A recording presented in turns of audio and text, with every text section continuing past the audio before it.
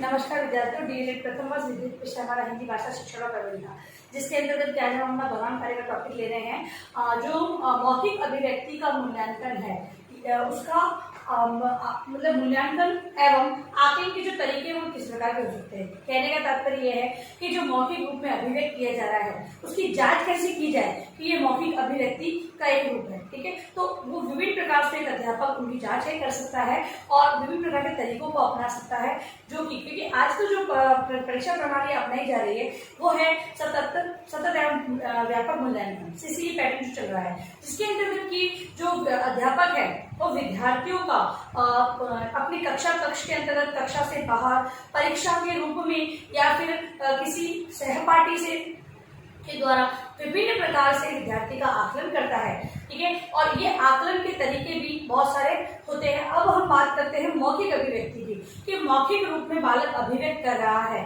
अब अध्यापक है कक्षा में, अगर मान लो अध्यापक ने पाठ पढ़ाया, अध्यापक चाहता है कि मैंने जो पाठ पढ़ाया बालक को कहाँ तक समझ में आया है, कि उसे समझ में आया भी नहीं आया है, तो किस प्रकार से वो व्यक्त करवाएगा। और यहाँ पर लिखित रूप में वो नहीं जांचना चाहता, यहाँ पर वो मौखिक रूप में जांचना चाहता है। तो दिखती बात है, अध्यापक है प्रश्नों के उत्तर बालकों से लेगा मौखिक रूप में।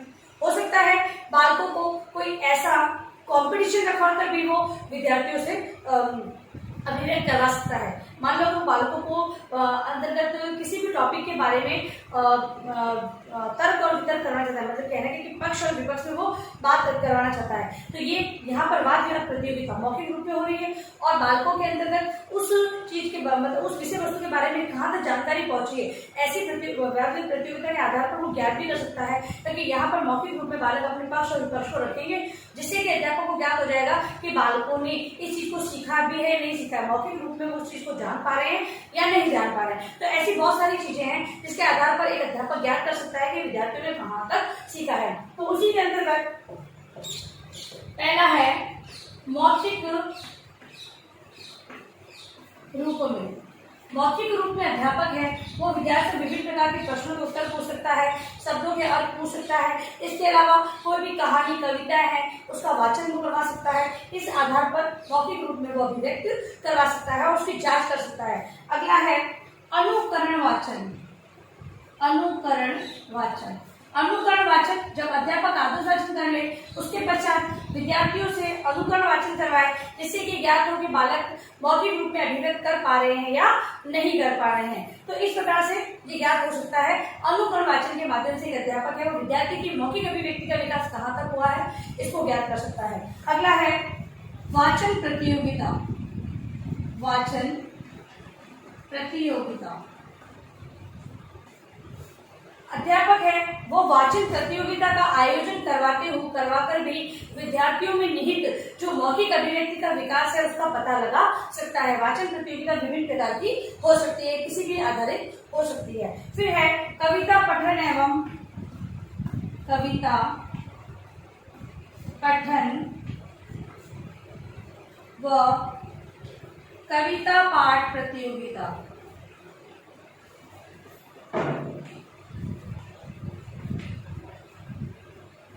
अगली प्रतियोगिता अध्यापक है विद्यार्थियों से कविता पढ़ने के लिए कहे या फिर कविता से संबंधित कोई एक कंपटीशन कक्ष में आयोजित करे, जिससे कि बालकों में निहित कविता को किस प्रकार लय यति गति से गाया जाता है। क्योंकि मौखिक अभिव्यक्ति के अंतर्गत विद्यार्थी है वो कविता को कविता के तरीके से पढ़े, कहानी का वाचन कहानी के तरीके से करे।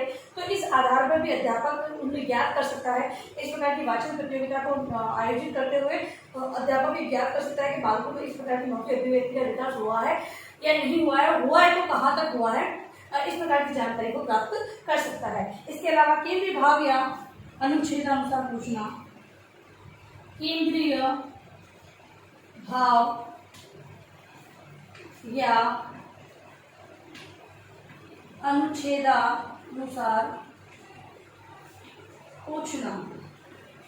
अगला, एक अध्यापक है, कोई भी कविता पाठ करवाए या निबंध पूछे, निबंध पढ़ाए या कहानी पढ़ाए, तो उसमें निहित जो केंद्रीय भाव है उसको पूछकर विद्यार्थियों से पता लगा सकता है कि बालकों ने विषय वस्तु को समझा या नहीं समझा है। इस बात की मौखिक रूप में ये जानकारी प्राप्त कर सकता है। इसके अलावा पैराग्राफ, जैसे कि अलग अलग भागों में बांटते हुए अध्यापक पहले थोड़ा पढ़ाया, फिर अनुच्छेद मतलब उसको बांटना, ठीक है, भागों में बांटना। अब वो अनुच्छेद के अनुसार भागों में बांटते हुए विद्यार्थियों से पूछ सकता है कि भाई बालकों को कहाँ तक समझ में आया। तो पूछने के आधार पर भी प्रश्न हो सकते हैं, विभिन्न प्रकार की जानकारी हो सकती है।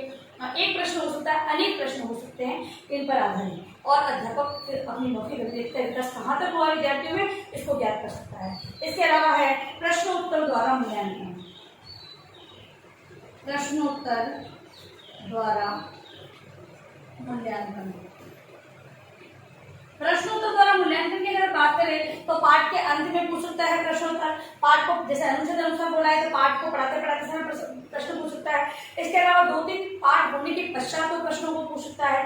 तो अध्यापक विभिन्न प्रकार की आधार मतलब प्रश्नों को आधार मानते हुए विद्यार्थियों से प्रश्न करेगा, जिससे कि बालकों की मौखिक अभिव्यक्ति का विकास कहाँ तक हुआ है इसको ज्ञात किया जा सकता है। हम देखते हैं 1 to जो 8 क्लास होती है वहां पर मौखिक ओरल एग्जाम भी होते हैं, जबकि जो 9th to 12th होते हैं वहां पर केवल लिखित एग्जाम होते हैं। तो ओरल एग्जाम यहाँ पर मौखिक रूप में परीक्षाओं का आयोजन करते हुए अध्यापक है वो विद्यार्थियों से मौखिक अभिव्यक्ति का विकास कहाँ तक हुआ है ये ज्ञात कर सकता है। फिर है घटना वर्णन। घटना वर्णन, अध्यापक के विद्यार्थियों के समक्ष किसी भी प्रकार की घटना के बारे में बात रखे तथा विद्यार्थी आपस में वो चर्चा करते हुए उस घटना का वर्णन, सभी विद्यार्थी अपने अपने अनुसार उस घटना का वर्णन करेंगे। इससे भी ज्ञात होगा कि बालकों की मौखिक अभिव्यक्ति का विकास कब हुआ है। इसके अलावा है वार्तालाप। वार्तालाप,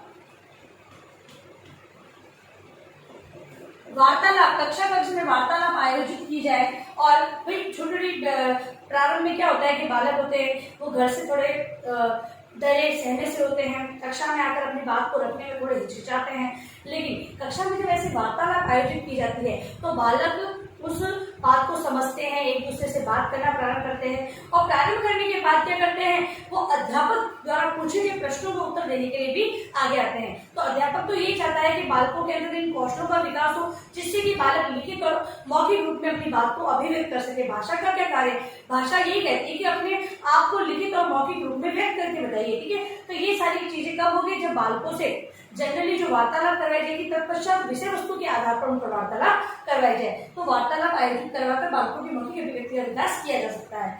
फिर है शब्द ज्ञान। शब्द ज्ञान, शब्द ज्ञान के अंतर्गत विभिन्न प्रकार के जो अलग अलग शब्द होते हैं वो ब्लैक बोर्ड पर लिख दिए जाए, किसी चार्ट के माध्यम से विद्यार्थियों के साथ प्रस्तुत किया जाए।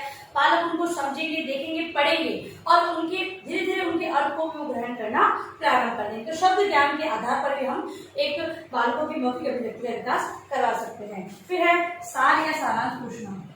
सार या सारांश पूछना, कोई भी विषय वस्तु पढ़ाई गई है उस पर आधारित सारांश के बारे में पूछिए। कोई कहानी अध्यापक ने बच्चों को रुचि के अनुसार एक कहानी प्रस्तुत की और उसके बाद में पूछा कि शेर और चूहे की कहानी से हमें क्या शिक्षा मिलती है, ऐसी जो सारांश होता है उसके बारे में बालकों से पूछा जाए। और उस सारांश को प्रस्तुत करने में बालक, क्योंकि उन्होंने जान लिया उस कहानी को, तो बालक क्या करेंगे, आगे होके आएंगे और वो सारांश को जो प्रस्तुत करेंगे अपनी भाषा के अंतर्गत, और यहीं से उनकी मौखिक अभिव्यक्ति का विकास प्रारंभ हो जाएगा। तो सारांश के रूप में प्रस्तुत करना। फिर है आशु भाषण प्रतियोगिता। आशु भाषण प्रतियोगिता, हम लोग जानते हैं कि आशु भाषण प्रतियोगिता जो करवाई जाती है उसके अंदर एक कोई भी टॉपिक पे विद्यार्थियों को उसी समय प्रेजेंट बोलना होता है। तो विद्यार्थी किसी भी टॉपिक को लेते हुए अपने अनुसार अपनी बातों को बोलते हैं, भले उसके बारे में नहीं जानते लेकिन कुछ ना कुछ उसके बारे में, हारने के डर से वो कुछ ना कुछ तो बोलते ही हैं। यहाँ पर क्या होगा, बालक बोलना प्रारंभ करेगा और बोलने से ही उस अध्यापक है वो आगे की जो अपनी स्टेप है मौखिक रूप में अभिव्यक्ति किस प्रकार करवाना है बालकों को वो प्रारंभ करेगा। तो इस प्रकार से हम ये कह सकते हैं इन तरीकों को अपनाकर कक्षा कक्ष में अपनाते हुए एक अध्यापक है विद्यार्थियों में मौखिक अभिव्यक्ति का विकास सही क्रम में कर सकता है। तो एक अध्यापक को अपनी कक्षा में इन जो तरीके हैं उनको अपनाना बहुत ही जरूरी है। अब देखिए गृह कार्य प्रश्न आप लोगों का।